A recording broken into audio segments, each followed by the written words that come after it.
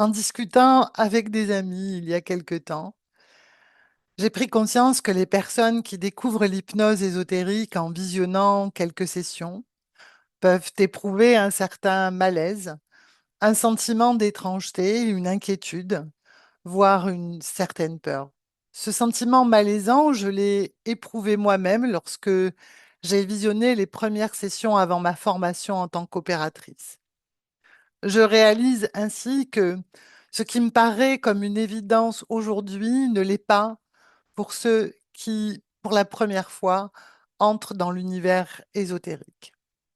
Il est vrai que dans cet univers invisible, les énergies parasites, leurs modalités d'être sont bien évidemment présentes et les scénarios dans lesquels nous entrons peuvent en effet paraître inquiétants, voire complexes.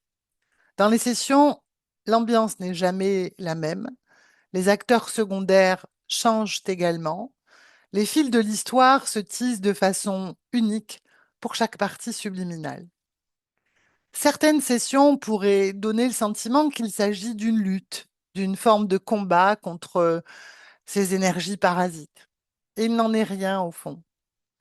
Ce qui intéresse l'opérateur en hypnose ésotérique, c'est la partie subliminale et sa capacité à prendre conscience de sa situation. Si pour un instant, en visionnant une session, on ne se laisse ni emporter par le scénario, ni par les personnages secondaires qui s'y trouvent, il nous reste le seul fil conducteur essentiel, la conscience. L'opérateur, aidé du support télépathe, prend connaissance de la situation ésotérique de la conscience pour laquelle il fait une session, des parasites présents, de leur spécificité, afin d'élaborer une stratégie d'approche adaptée. Mais ce qui est au cœur de la démarche, c'est d'accompagner la conscience dans la compréhension de sa situation pour qu'elle puisse décider de reprendre pleinement les rênes de son espace énergétique. Ce qu'elle comprend alors, c'est qu'elle est pleinement maîtresse de son espace, qu'elle dispose de potentialités créatrices infinies au service de sa manifestation physique. Le plus souvent, l'évitement, le déni des expériences qui ont pu être émotionnellement intenses ou douloureuses viennent se cristalliser et freiner la pleine manifestation de la conscience. Ceci indique, de mon point de vue, que tout comme dans la vie physique, où l'attention portée à notre intériorité est fondamentale, l'hypnose ésotérique propose un voyage intérieur essentiel, une observation, une attention pour se rencontrer pleinement. J'ai le sentiment, depuis que je suis opératrice, qu'il n'y a pas de grande différence avec le métier de psychologue que j'exerce depuis longtemps.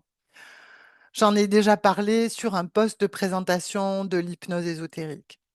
Il s'agit, dans les deux cas, d'accompagner cet autre qui arrive avec sa détresse, son mal-être, ses blocages, son histoire, apporter un autre regard sur lui-même, sur ses capacités, sur les potentialités dont il dispose, à faire la paix avec lui-même, à se rencontrer et à apprécier profondément tout ce qu'il découvre de son être.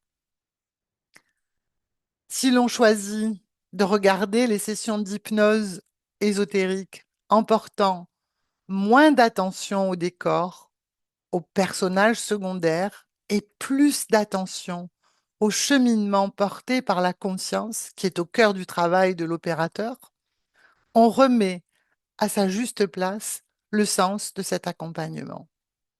Là, il n'y a ni crainte, ni lutte, ni spectacle, juste une conscience qui retrouve sa place, ses fréquences et son essence profonde.